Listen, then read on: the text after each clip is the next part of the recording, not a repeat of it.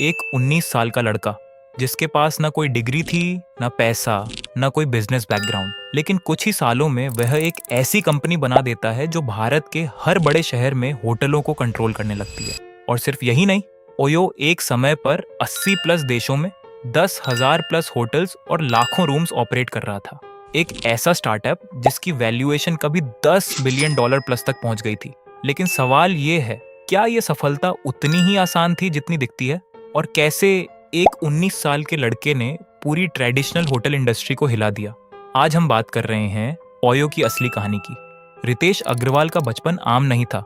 ओडिशा के एक छोटे कस्बे में पैदा हुए, लेकिन उनका दिमाग हमेशा बड़ा सोचता था। बहुत कम उम्र में उन्होंने सिम कार्ड्स बेचना शुरू किया, लोकल बिजनेसेस के लिए वेबसाइट्स बनाई और प्रोग्रामिंग सीखी। सब कुछ खुद से, बिना किसी गाइड के। जब बाकी बच्चे एग्जाम्स की चिंता कर रहे थे, रितेश एंटरप्रेन्योरशिप की किताबें पढ़ रहा था। 2012 में सिर्फ 17 साल की उम्र में उन्होंने अपना पहला वेंचर शुरू किया, ओरावेल स्टेज। यह एक ऑनलाइन प्लेटफॉर्म था जहां लोग अपना घर या रूम किराए पर दे सकते थे। सोचो, ये एयरबीएनबी से इंस्पायर्ड था, लेकिन इंडिया के लिए। आइडिया अच्छा था, लेकिन एग्जीक्यूशन में कमी थी। लेकिन यही फेलियर उनका सबसे बड़ा टीचर बना। उसने एक शॉकिंग प्रॉब्लम नोटिस की। होटल्स का एक्सपीरियंस अनप्रेडिक्टेबल था। कभी क्लीन रूम, कभी बिल्कुल पुअर कंडीशन, प्राइसिंग इनकंसिस्टेंट थी इंडिया में। उस time budget hotel industry highly unorganised थी, जहां मिलियंस ऑफ ट्रैवलर्स को रिलायबल स्टे नहीं मिलता था। यही प्रॉब्लम रितेश के लिए अपॉर्चुनिटी बन गई। 2013 में रितेश अग्रवाल ने ओरेवल स्टेज को रीब्रांड करके OYO rooms on your on launch किया। उनके पास एक सिंपल लेकिन पावरफुल ऑब्जर्वेशन था जो उन्होंने खुद ट्रैवल करते वक्त नोटिस किया।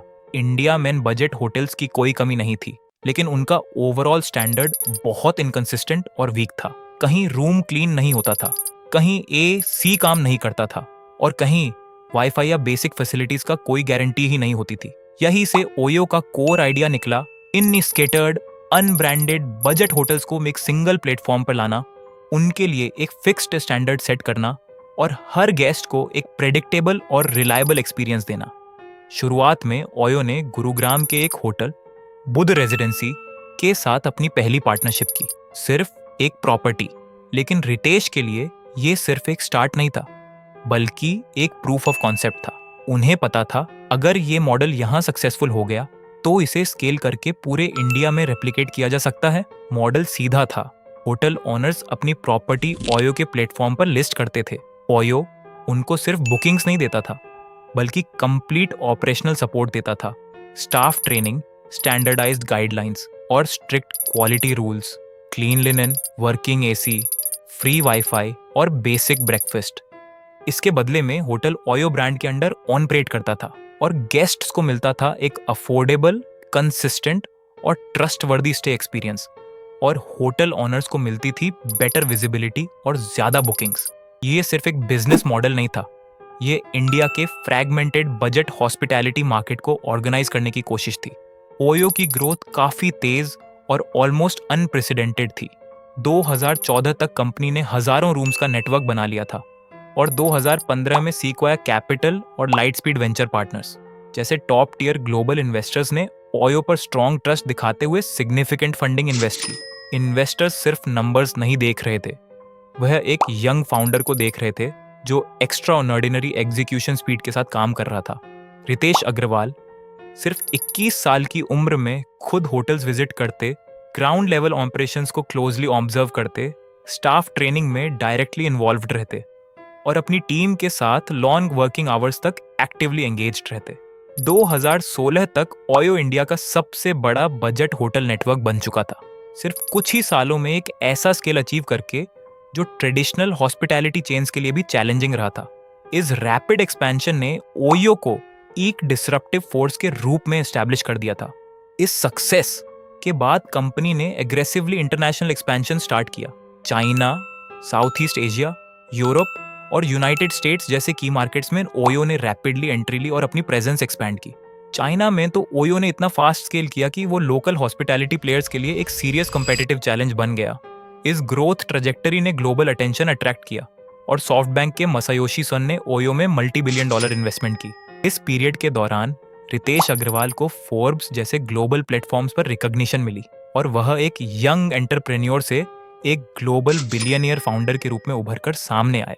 लेकिन ये कहानी सिर्फ सक्सेस की नहीं है। 2019 से 2020 के दौर में ओयो को एक के बाद एक बड़े चैलेंजेस का सामना करना पड़ा। होटल ओनर्स ने कंप्लेंट्स रेज की कि उन्हें टाइमली पेमेंट्स नहीं मिल रहा था, जिससे ट्रस्ट और पार्टनरशिप पर असर पड़ा। कंपनी के अंदर कॉस्ट कटिंग के नाम पर लार्ज स्केल लेऑफ्स हुए, जिससे वर्कफोर्स का मोराले भी डीपली इम्पैक्ट हुआ। और फिर कोविड-19 आया, जिसने पूरी हॉस्पिटैलिटी इंडस्ट्री को जैसे फ्रीज कर दिया। होटल्स बंद, बुकिंग जीरो और डिमांड ऑलमोस्ट खत्म। ओयो भी इस ग्लोबल स्टॉर्म से बच नहीं सका। इस दौरान क्रिटिक्स ने ओयो को ओवर वैल्यूड बबल कहना शुरू कर दिया। रितेश अग्रवाल की लीडरशिप और एग्रेसिव एक्सपेंशन स्ट्रैटेजी पर सीरियस सवाल रेज होने लगे। लेकिन यहाँ पर उनका अप्रोच नोटिसेबल था। उन्होंने इनकार या साइलेंस चूज नहीं किया, बल्कि अपनी मिस्टेक्स और ऑपरेशनल गैप्स को पब्लिकली एक्नॉलेज किया, जो स्टार्टअप इकोसिस्टम में बहुत रेयर होता है। इस फेज में कंपनी ने एक मेजर रिसेट की तरफ कदम बढ़ाया। ओयो ने अपने मॉडल को रिस्ट्रक्चर किया, अननेसेसरी बर्न को रिड्यूस किया और फोकस शिफ्ट किया रेवेन्यू क्वालिटी और प्रॉफिटेबिलिटी पर। एक्सपेंशन को ब्लाइंड स्पीड की जगह डिसिप्लिन्ड ग्रोथ से रिप्लेस किया गया। ये वही वक्त होता है जब किसी भी लीडर का असली कैरेक्टर सामने आता है, जब मार्केट अगेंस्ट हो, नंबर्स प्रेशर में हो और डिसीजंस इजी ना रहे। और इसी फेज ने ओयो की स्टोरी को सिर्फ ग्रोथ की नहीं बल्कि सर्वाइवल और रीइन्वेंशन की कहानी भी बना दिया।